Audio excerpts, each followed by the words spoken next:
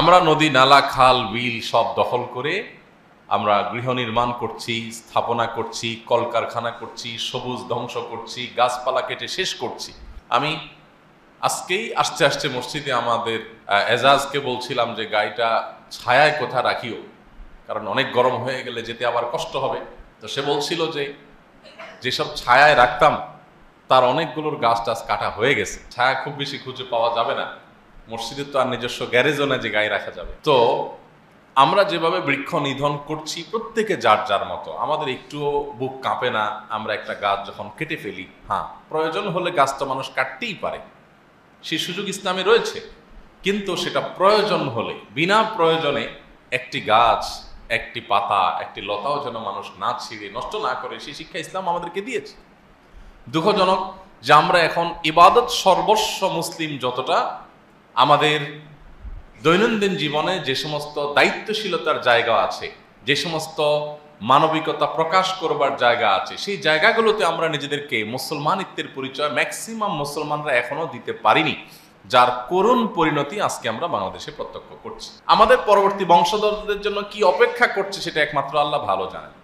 আপনারা জানেন দেশের বিভিন্ন অঞ্চলে পানির জন্য যে হাহাকার শুরু হয়েছে, এটি দিন যত যাচ্ছে তত ভয়ঙ্কর থেকে ভয়ঙ্কর পর্যায়ে চলে যাচ্ছে।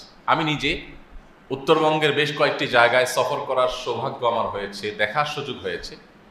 সেখানকার কিছু করুণ দৃশ্য আমাকে দেখতে হয়েছে। তার মধ্যে একটা হলো ঠাকুরগাঁয়ে আমি নিজের চোখে দেখেছি বহু টিউবওয়েল পড়ে আছে, হাহাকার করছে, কোনো টিউবওয়েলে পানি নাই, পানি উঠছে না। এবং আমরা আসুন্না ফাউন্ডেশন থেকে আমরা নলকূপ স্থাপন করার যে একটা কার্যক্রম আমাদের আছে, সাদকা জারিয়া কার্যক্রম হিসাবে, এই নলকূপগুলো বসানোর ব্যাপারে আমরা এখন নতুন করে ভাবছি, আদৌ নলকূপ বসিয়ে কাজের কাজ সব এলাকায় হবে কিনা, কোথায় হবে কোথায় হবে না। না হলে টাকা পয়সা খরচ করে আমি একটা নলকূপ দেবো, কদিন পরে সেটা মরুভূমির মতো হাহাকার করতে থাকবে, পানির লেয়ার নিচে চলে গেছে, পানি নাই, চাপছে মানুষ, চাপকল চাপ করে পানি আসছে না। একটি দুটি নয়, আমি অগণিত এরকম চাপকল দেখেছি যে মাইলকে মাইল এরিয়া পর্যন্ত, শহর তো বটে, গ্রামের ভেতরে আমি দেখেছি পানি নাই, চাপকলে পানি উঠছে না। এবং মানুষ দূর দূরান্ত থেকে মাইলকে মাইল পথ হেঁটে গিয়ে কোনো রকম তাদের প্রয়োজন পূরণ করার জন্য পানি সংগ্রহ করছে। পুকুরগুলোর পানি তলায় চলে গেছে, কোনোটি শুকিয়ে গেছে, খালবিলগুলো শুকিয়ে চৌচির হয়ে গেছে, আপনারা দেখতে পাচ্ছেন।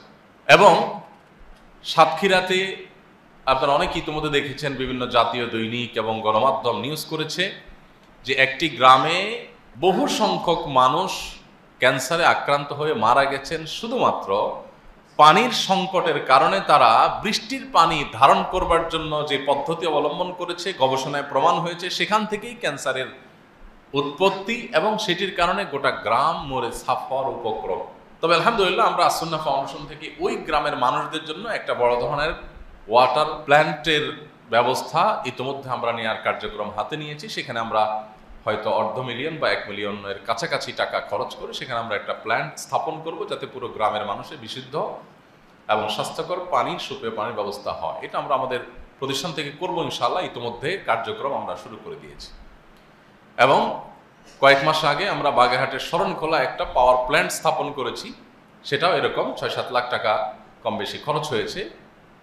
তো সেখানে আলহামদুলিল্লাহ 500-রও বেশি পরিবার পানি, সুপেয় পানির ব্যবস্থা করতে পারছে। কিন্তু কথা হলো, এই সুযোগগুলো আস্তে আস্তে হারিয়ে যাচ্ছে এবং সংকট ঘনীভূত হচ্ছে, তীব্রতর হচ্ছে। আমাদের দেখার কেউ নেই, আমাদের নিজেদেরও অবস্থা এমন হয়েছে, আমি প্রায় সময় বলি যে আমাদের যে জাতীয় পর্যায়ে আমাদের প্রত্যেকটা মানুষের গণহারে যে ত্রুটিগুলো আছে, সেই ত্রুটিগুলোর মধ্যে থেকে একটা ত্রুটি হলো আমরা অনেকেই ইবাদত বন্দেগীতে মুসলমান হলেও আচার আচরণে আমরা অত্যন্ত সেলফিস্ট বা স্বার্থপর। একজন স্বার্থান্ধ মানুষ কোনো দিন কোশ্চিন কালেও ভালো মুসলমান হতে পারে না।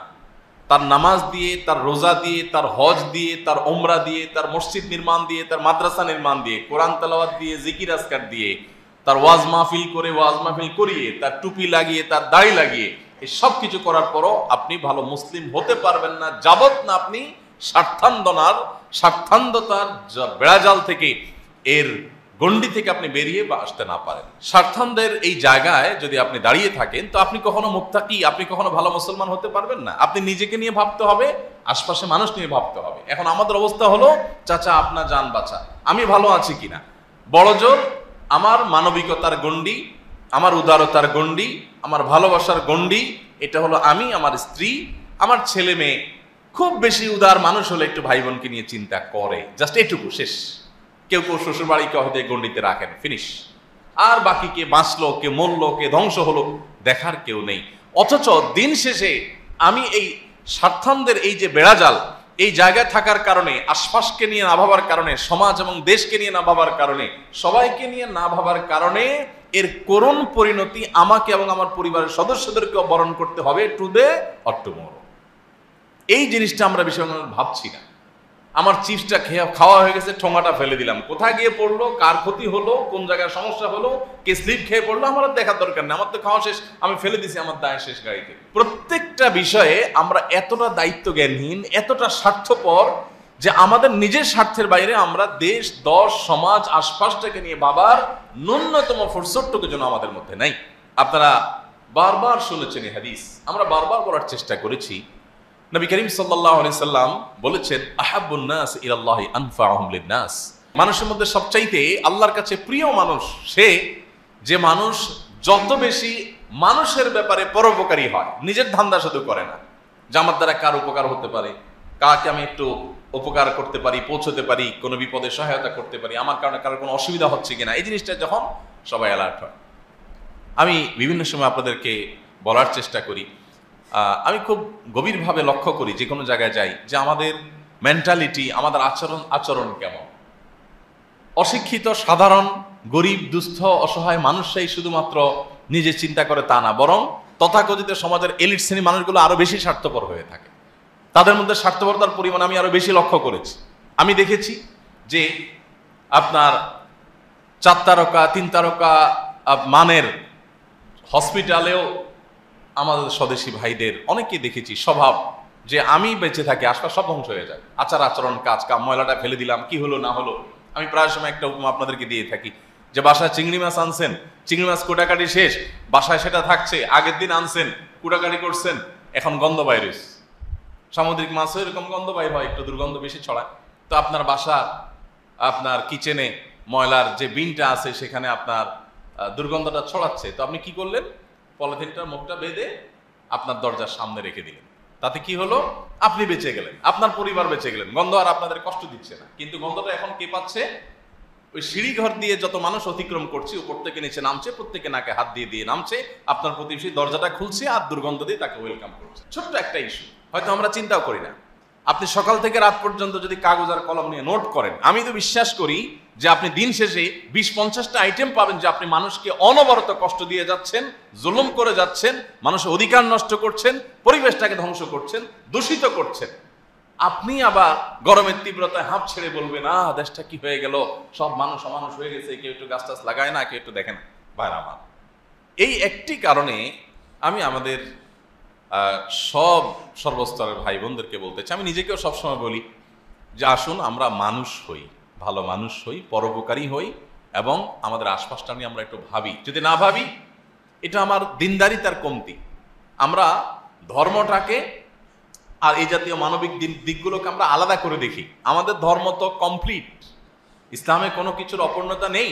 আপনাকে জাতিসংঘের কাছে গিয়ে কোনো কিছু ধার করতে হবে না, আপনাকে তথাকথিত মানবাধিকার সংস্থাগুলোর কাছে গিয়ে কোনো থিওরি, কোনো আইডিওলজি, কোনো স্লোগান, কোনো তাদের পদ্ধতি, কোনো তথ্য কোনো কিছু তাদের কাছে ধার করতে হবে না।